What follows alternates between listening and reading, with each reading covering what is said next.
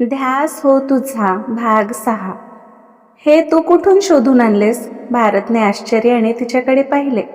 पण हे काय? भूमी जमिनीवर बेशुद्ध पडली होती. भारत काही रिॲक्ट करेल त्याआधीच बबिताचा काळजीने भरलेला सूर त्याच्या कानावर पडला. हिला काय झाले? आणि तू तिला असे बघत का बसलास? उचल जरा. नुकतेच गावाहून परत आलेल्या बबिताने भूमीला चक्कर येऊन पडलेले बघून भारतला बोलल्या. तसे भानावर येत भारतने त्याची नोट्स आईजवळ दिली आणि खाली झुकून त्याने भूमीला बाहूत उचलून आत घेऊन गेला. आईने हातातील कपड्याची पिशवी बाजूला ठेवले आणि लगबगीने किचनमधून पाण्याचे ग्लास घेऊन आल्या. त्याने भूमीच्या चेहऱ्यावर थोडेसे पाणी शिंपले. तसे भूमी शुद्धीवर आली. तिने डोळे उघडले तसे तिची नजर तिच्या शेजारी बसून असलेल्या बबितावर पडली. आई, तुम्ही कधी आलात? भूमी घाईने उठण्याचा प्रयत्न करत बोलली, पण तिला परत चक्कर आल्यासारखे झाले. तसे तिने डोक्याला हात लावला. तिची अवस्था बघून बबिताने तिला थोडेसे पाणी पाजले. तसे भूमीला थोडं बरं वाटलं. पडून राहा जरा. 2 दिवस मी काय नव्हते. स्वतःची कशी अवस्था केलीस तू? अगदीच कोमेजल्यासारखी दिसत आहेस. बबिता काळजीच्या सुरात बोलल्या. भूमीने भारतकडे तिरक्या नजरेने पाहिले, जो गंभीर नजरेने तिला बघत होता. तिने लगेच नजर झुकवली. आणि काय ग, अंगात ताप भरला तर औषध वगैरे नाही का घेतलेस? भारत, तुलाही कळले नाही का? शेजारच्या गावातून डॉक्टरला तरी बोलावून घ्यायचे होतेस. बबिता बोलल्या. तसे भारत चपापला. आई, मला कसे कळणार? ही घरात 1 मिनिट तरी थांबते का? आणि तू नसताना तर तिला जणू मोकळे रान मिळाले, हवं तसं वागायला. भारत भूमीकडे त्याची चिडकी नजर फिरवत बोलला. बरं, आता मी आले ना, 2 दिवस आराम कर. घरातल्या कामाची चिंता करू नकोस. मग पावसाला सुरुवात झाली की तसेही श्वास घ्यायला वेळ मिळणार नाही. बबिता भूमीला बोलल्या. भूमीने होकारात मान हलवली. दोघींना एकमेकांसोबत बोलण्यात व्यस्त बघून भारत त्याच्या रूममध्ये निघून गेला. बुक हातात होती, पण त्याचे मन दुसरीकडेच फिरत होते. खूप विचार केल्यानंतर तो एका निर्णयापर्यंत पोहोचला. भूमी रूममध्ये आली तर भारत विचारात हरवलेला दिसला. तिनेही त्याच्यासोबत बोलण्याचा प्रयत्न केला नाही. तिने कपाटातून तिचे कपडे घेतले आणि आंघोळीला निघून गेली. 2 दिवस असेच निघून गेले. बबिताने बोलल्याप्रमाणे भूमीने 2 दिवस फक्त आराम केला. ते सतत रूममध्ये असूनही भारतने तिच्याकडे नजर उचलून पाहिले नव्हते की तिच्याशी एक शब्द सुद्धा बोलला नव्हता. भूमीला काहीतरी चुकल्यासारखे वाटू लागले. तिला बघताच त्याच्या डोळ्यातील चमक, तिला मिठीत भरण्याची त्याची घाई, त्याचे प्रेमभरे शब्द, त्याचा स्पर्श, भूमी सगळं मिस करत होती. भूमीला आता बरं वाटायला लागले म्हणून तिने नेहमीचे रुटीन सुरू झाले. जवळपास 4-5 दिवस झाले भारतने तिच्यासोबत बोलून. रात्रीचे कामं उरकून भूमी तिच्या रूममध्ये आली तर भारत बुक वाचत बसून होता.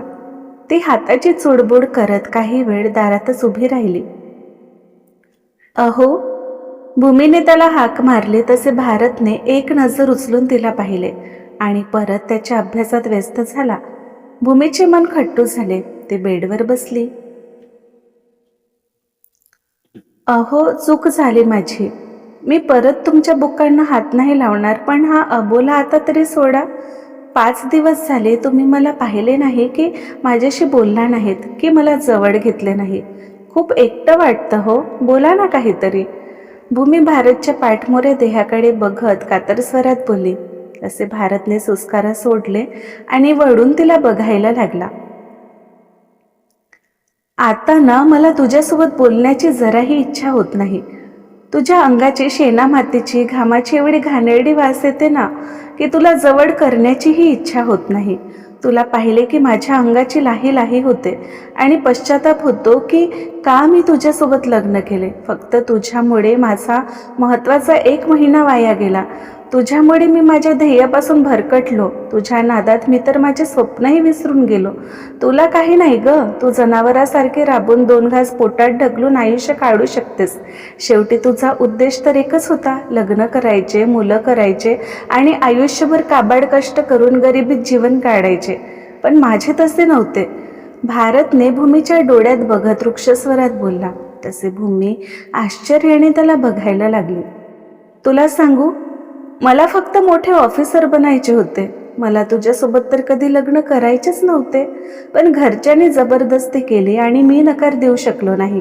पण आता कळले मला तू माझ्या लायक कधी नव्हतीसच. ज्या मुलीला रद्दी आणि नोट्समध्ये फरक कळत नाही ती काय माझे स्वप्न पूर्ण होऊ देणार. त्यामुळे मी तुझ्यासोबत एका घरात एका रूममध्ये राहू शकत नाही. भारत बोलला. भूमी अविश्वासाने त्याला बघायला लागली. असे हो काय बोलता? फक्त एकदा माफ करा. मी कधीच तुम्हाला तक्रार करण्याची संधी नाही देणार. भूमी त्याचे हात हातात घेत त्याला समजावण्याचा केविलवाणा प्रयत्न करू लागली. एक क्षण तो तिला बघण्यात हरवला. तिचा स्पर्श त्याला बेचैन करून गेला. पण तो जणू कठोर हृदयाचा. त्याने मनाला पक्के केले होते. तिच्या सौंदर्याच्या जाळ्यात परत अडकायचे नाही. त्याने तिचे हात झिटकारले. तुझी इच्छा असेल मी आज या रूममध्ये राहावं तर तू शांतपणे जाऊन झोप, आणि झोप नसेल येत तर रूमच्या बाहेर गेलीस तरी चालेल. भारत अगदीच कठोर स्वरात बोलला. भूमी पाणावलेल्या डोळ्याने त्याला बघायला लागली, पण त्याने नजर उचलून तिला बघण्याची तसदीही घेतली नाही. ती आलेला हुंदका दाबून धरत घाईने रूमच्या बाहेर पडली. आई बाबा झोपी गेले होते. पूर्ण गावही झोपी गेला होता. सगळीकडे अगदी शांत वातावरण. त्या वातावरणात भूमी अंगणात पाय पोटाशी घेऊन बसली आणि तिने तिच्या अश्रूंना वाटमोकळे करून दिले. तिने कधी विचारच केला नव्हता. तिने ज्या व्यक्तीसोबत लग्न केले त्याच्या मनात तिच्याविषयी काहीच भावना नव्हत्या. त्याला तर तिच्याशी लग्नच करायचे नव्हते, आणि हे लग्नाच्या एका महिन्यातच कळेल कधी विचार केला नव्हता. त्याचे काय चुकले होते? घरातील सगळ्या माणसांची ती मर्जी राखत होती. घरातील सगळे कामं ती करायची, तरीही तिच्या नशिबी हे सगळं यावं. विचार करून ती हमसून हमसून रडायला लागली. दुसऱ्या दिवशी दुपारी 12च्या दरम्यान सुषमा सुहास भारतच्या घरी आले. त्यांना अचानक आलेले बघून आई बाबा आधी तर गोंधळले, पण त्यांना आनंदही झाला. भूमी, पाहुणे आले ग. बबिताने भूमीला आवाज दिले. तशी मागच्या अंगणात कपडे वाढवत असलेली भूमी लगबगीने आत आली. तिने सुषमा सुहासला पाय धुवायला पाणी दिले, मग त्यांना चहा पाणी दिले. आई, भारत कुठे आहे ग? सुषमाने गंभीर सुरात विचारले. तसे आई बाबा एकमेकांना बघायला लागले. काय झाले ग? तू अचानक भारतविषयी काय विचारत आहेस? आईने विचारले. तेव्हाच भारत हातात एक डफल बॅग आणि पाठीवर एक सॅक घेऊन नवीन कपडे घालून तयार होऊन बाहेर आला. त्याला बघून आई बाबा गोंधळले, तर भूमीच्या पायाखाली जमीनच सरकली. तिला वाटले भारत रागात काहीही बडबड करत असेल, पण त्याला तयार झालेले बघून आता मात्र तिला धडकी भरली. भारत, तू असं तयार होऊन कुठे चाललास आणि आम्हाला काही सांगितले का नाहीस? बाबा जराशी चिडून बोलले. पुण्याला. भारत निर्विकार चेहरा ठेवून बोलला. पुणा? हे तू काय बोलत आहेस भारत? तुला सांगितले ना तू गाव सोडून कुठेही जाणार नाहीस. आणि भूमीचे काय? तू तिला इथे एकटीला सोडून जाणार आहेस का? आईही चिडून बोलल्या. आणखी किती दिवस तुझ्या पदराला बांधून ठेवणार आहेस तू मला? पॉलिटेक्निक केले का तर तालुक्याला कॉलेज आहे म्हणून. त्यानंतर मला बीटेक करायचे होते, पण तुमच्यामुळे मी मोठ्या शहरात जाऊ शकलो नाही. आणि पॉलिटेक्निक नंतर काय केले तर BSc. मग विचार केला घरात राहून निदान कॉम्पिटेटिव्हची तरी तयारी करावी, तर रोजचे तुमचे टोमणे. गावातील इतर मुलं किती गुणी आणि मी किती नालायक. तुमच्या इच्छेखातर लग्न केले, पण प्लीज मला आता माझ्या मनानुसार जगू द्या. आणि हे भूमीचे घर आहे. इथे ती चांगली रुळली, तिला माझी काय गरज? भारत बोलला. त्यावर आई बाबा थक्क होऊन त्याला बघायला लागले. तो पहिल्यांदाच त्यांना असे मोठ्या आवाजात बोलला असेल. आईच्या डोळ्यात तर लगेच अश्रूच्या धारा लागल्या. तर बाबा दुःखी मनाने सोफ्यावर बसले. किचनच्या दारात उभी भूमी मान खाली घालून होती. भारत, तू तर बोललास घरी सगळ्यांना सांगितले, मग हे काय आहे? सुहास मध्येच बोलले. तसेही आधी सांगून कोणी ऐकणार नव्हतेच भाऊजी, म्हणून वेळेवर सांगायचे ठरवले. मी या घरात राहून माझे ध्येय कधीच गाठू शकणार नाही, त्यामुळे मला पुण्याला जावंच लागेल. बरं, मी तुम्हाला रिझर्वेशन करायला सांगितले होते, केले का? भारत बोला. भाऊजीने त्याला त्याची तिकीट दिली. ताई, मी एकदा नोकरीवर लागलो की तुझे सगळे पैसे परत करेन. प्लीज फक्त काही महिने मला पैसे पुरवशील? भारत सुषमाला बोलला. त्याने होकारात मान हलवली. भारतने आईबाबा जवळ जात त्यांचे आशीर्वाद घेतले आणि तो घराच्या बाहेर निघून गेला. सुषमा आणि सुहासही त्याच्या मागे गेले. सगळे कारमध्ये बसून निघून गेले. भारतने जाताना भूमीला एक नजर सुद्धा पाहिले नाही की तिच्यासोबत एका शब्दाने बोलला. ते सुन्न होऊन दारात उभी त्याला जाताना बघतच राहिली. डोळ्यातून केव्हा अश्रू वाहू लागले तिचे तिलाही कळले नाही. सुहासची कार गावकोसाबाहेर गेलीच असेल की बसमधून भूमीचे बाबा उतरले. आपल्या लेकीला तब्बल 1 महिन्याने भेटणार म्हणून ते खूप खुश होते. भूमी, बाबांनी भूमीला आवाज दिले तसे बाबाला पुढ्यात बघून भूमी पडतच त्यांच्या मिठीत शिरली आणि एवढ्या वेळची स्वतःला कसे तरी रोखून धरलेली ती त्यांच्या मिठीत हमसून हमसून रडायला लागली. आदल्या दिवशीच भूमी तिच्या बाबासोबत माहेरी आली. भारतचे अचानक पुण्याला जाण्याने भारतचे आई बाबा, भूमीचे बाबा नाराज होते. पण भारतचा गावात राहून नीट अभ्यास होत नव्हता. पुण्याला गेल्याने त्यांना फायदाच होईल आणि तो कायमचा तर नाहीच गेला. भूमीने सगळ्यांना समजावले. उलट ती साहेबांची बायको, साहेबांचे आई बाबा, सासरे बुवा म्हणून कसे मिरवतील तेही हसून सगळ्यांना पटवून दिले. तिच्या चेहऱ्यावरचा आनंद बघून सगळे नॉर्मल झाले. मग तिच्या बाबांनी भूमीला सोबत घेऊन जायचे सुचवले. बबितालाही ते पटले. तसेही लग्न झाले तेव्हापासून भूमी एका दिवसासाठी सुद्धा तिच्या माहेरी गेली नव्हती. भूमी भिंतीला टेकून शून्यात नजर लावून बसून होती. डोक्यात भारतचाच विचार. त्याचे शब्द अजूनही तिच्या कानात घुमत होते. तसे तिच्या डोळ्यात पाणी दाटून आले. आई बाबा नुकतेच शेतातून परत आले. भूमीला असे नाराजीत बसलेले बघून बाबा तिच्या जवळ गेले. भूमी, बाबांनी तिच्या डोक्यावरून प्रेमाने हात फिरवले. तसे भानावर येत भूमीने पदराने तिचे डोळे टिपले. बाबा, तुम्ही केव्हा आलात? तुम्ही हातपाय धुवा, मी तुमच्यासाठी चहा ठेवते. बोलून भूमी लगबगीने चुलीजवळ गेली. लाकडं लावून तिने चूल पेटवली आणि चहा बनवायला ठेवला. बाबा तिची गडबड बघत होते. तेही भूमीच्या शेजारी बसले.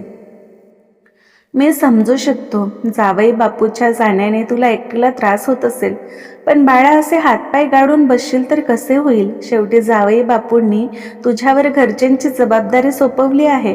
तुलाच आता त्यांच्या आईबाबांची काळजी घ्यायची आहे. ते जेव्हा परत येतील तेव्हा त्यांना वाटायला नको त्यांच्या पत्नीने त्यांच्या माघारी त्यांच्या आईबाबाची काळजी घेतली नाही. बाबा भूमीला समजावत बोलले. भूमीने होकारात मान हलवली. भारत नुकताच पुणे स्टेशनवर उतरला. त्याला घ्यायला विवांच्या मित्राचा भाऊ रेल्वे स्टेशनवर येणार होता. भारत भिरभिरत्या नजरेने प्लॅटफॉर्मवर त्याला शोधू लागला. पण त्याने कधी त्याला पाहिले नसल्याने तो ओळखू शकला नाही. तू भारत, राईट? एका मुलाने भारतजवळ येत विचारले. तसे भारतने त्याला पाहिले आणि होकारात मान हलवली. हाय, मी दीप लोखंडे. त्या मुलाने स्वतःची ओळख करून दिली. भारतनेही हसून त्याला शेक हँड करत स्वतःची ओळख करून दिली. जवळपास 6 फीट उंची, गोरा रंग, white T shirt, black jeans, हातात एक घड्याळ, पायात स्पोर्ट शू. दिसण्यावरून तर चांगल्या घरचा दिसत होता. मग दोघेही दीपच्या रूमवर आले तर रूममध्ये आणखी 2 मुलं अभ्यास करत बसून होती.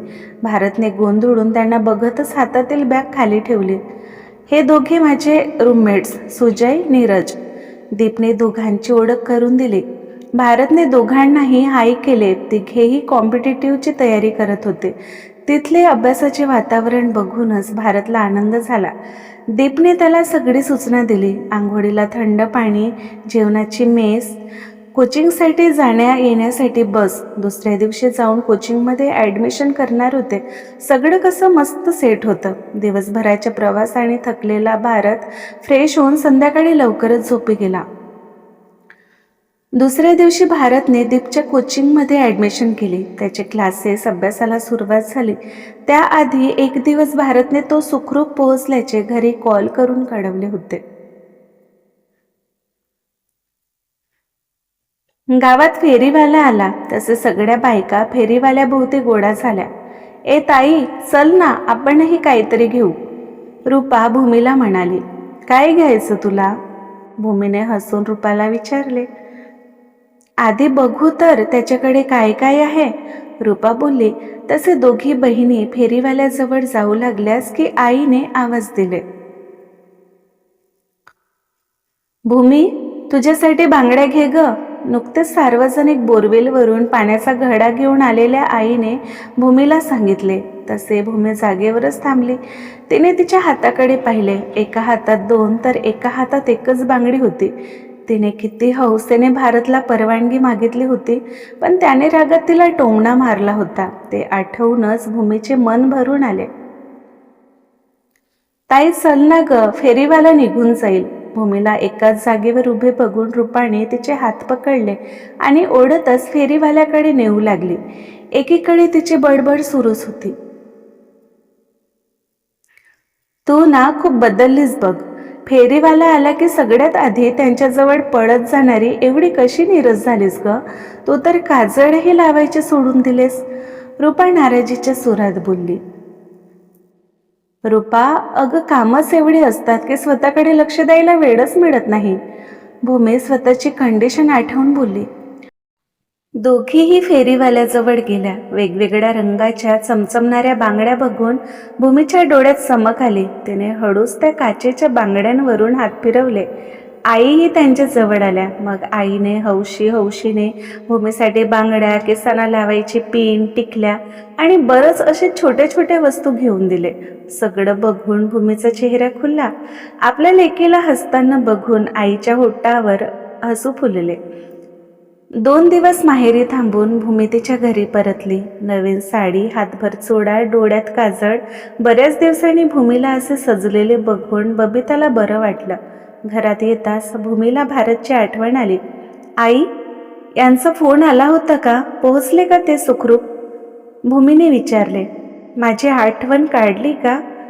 भूमीचे हे शब्द तिच्या ओठातच विरले. आला होता. विवांच्या ओळखीतल्या मुलाच्या रूमवर राहतो. अभ्यासही चांगला सुरू आहे. जेवणाचा डब्बा लावला म्हणे. घरात चांगलं खायला मिळत होते तर अभ्यास होत नव्हता. डब्यात किती जेवण मिळत असेल ग. धड पोटही भरत नसेल. पण काय सांगावं याला. नको ते खोडे डोक्यात भरले आणि गेला सगळं सोडून. आपल्या मागे आपले आई बाबा बायको आहेत, त्याची जराही काळजी नाही. बबिता तोंड वाकडं करत बोलल्या. आई, अहो असे का बोलताय? काही महिन्यांचा तर प्रश्न आहे आणि आपण तिघे आहोतच की एकमेकांना सांभाळून घ्यायला. पण हे तिकडे एकटेच आहेत. सगळं स्वतःला करावं लागत असेल. कुठे ग्लासभर पाणीही त्याने स्वतः घेऊन पिले नाही. तिथे तर कपडे, भांडी सगळं त्यांनाच करावं लागत असेल.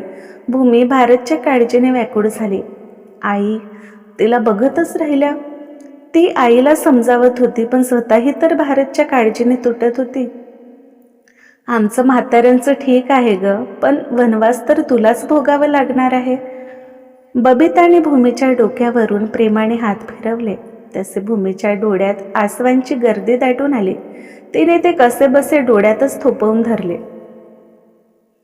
भारत दीप सोबत कोचिंगमध्ये गेला. तो त्याच्या बेंचवर बसला. दीप त्याच्या शेजारी बसणारच की एक मुलगी लगबगीने आली आणि भारतच्या शेजारी बसली. दीप तिला आश्चर्याने बघतच राहिला. तिने नजरेनेच दुसरीकडे बसायचे खुणावले. तसे काही न बोलता दीप दुसऱ्या बेंचवर जाऊन बसला. हाय भारत. त्याच्या बाजूने एका मुलीचा गोड आवाज ऐकून भारतने झटक्यात मान वळवून तिच्याकडे पाहिले. 5.5 उंची, गोरी पान, केसांचा high pony, black and red check shirt, black jeans, दिसायला सुंदरच आणि तेवढीच स्टायलिश. तुम्ही? भारत कपाळावर आठ्या पाडून तिला बघायला लागला. तसे त्यांनाच बघत असलेला दीप फिसकन हसला. तिने रागात त्याला पाहिले. तसे दीपने कसेबसे हसू रोखून धरत इकडे तिकडे बघायला लागला. पण कान दोघांच्या बोलण्याकडेच लागून होते. मी त्रिशा शर्मा. तिने स्वतःची ओळख करून दिली. तर भारत प्रश्नार्थक तिला बघायला लागला. मी ऐकले तू प्री क्लिअर केलेस? त्रिशाने विचारले. हो, भारत शांत स्वरात बोलला.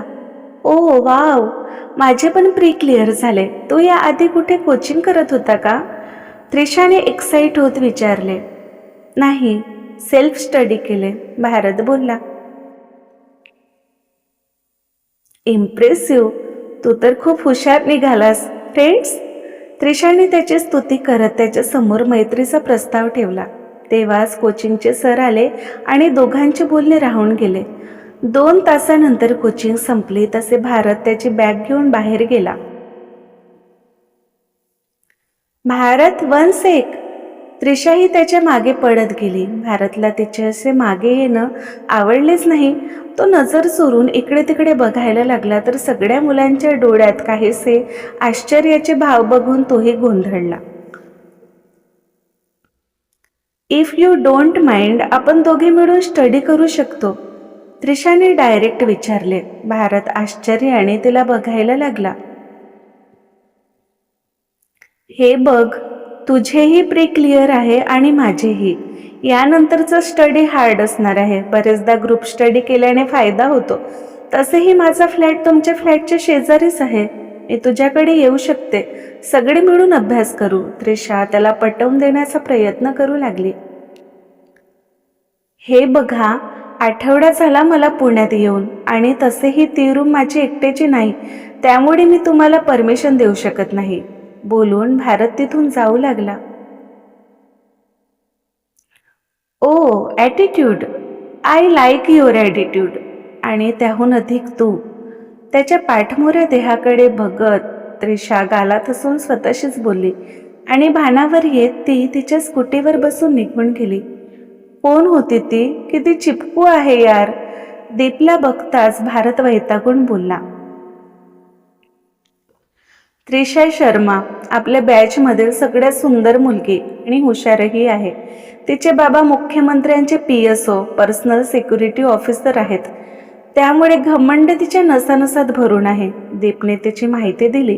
भारतला तसेही तिच्या माहितीमध्ये इंटरेस्ट नव्हता. पण मानले यार, जे आजवर कोणीही करू शकले नाही ते तू आठवड्याभरात करून दाखवलेस. डायरेक्ट त्रिशासोबत मैत्री. अशी काय जादू केलीस तू तिच्यावर? 2 वर्ष झाली आम्ही कोचिंग जॉईन करून. एकाच एरियामध्ये राहतो, पण तिने कधी नजर उचलून आमच्याकडे पाहिले नाही की कधी एका शब्दाने बोलली. माझं सोड, ती कधीच कोण्या मुलासोबत बोलत नाही. तिने तुझ्यात असे काय पाहिले यार? ती तर तुझ्यावर फुल टू फ्लॅट झालेली दिसत आहे. दीप भारतला चिडवत बोलला. भारतने त्याच्या बोलण्याकडे दुर्लक्ष केले आणि झपाझप पावले टाकून तो बस स्टॉपच्या दिशेने गेला. क्रमशः. तर आजचा भाग कसा वाटला कमेंटमध्ये नक्की सांगा. लवकरच भेटू पुढील भागात. नमस्कार.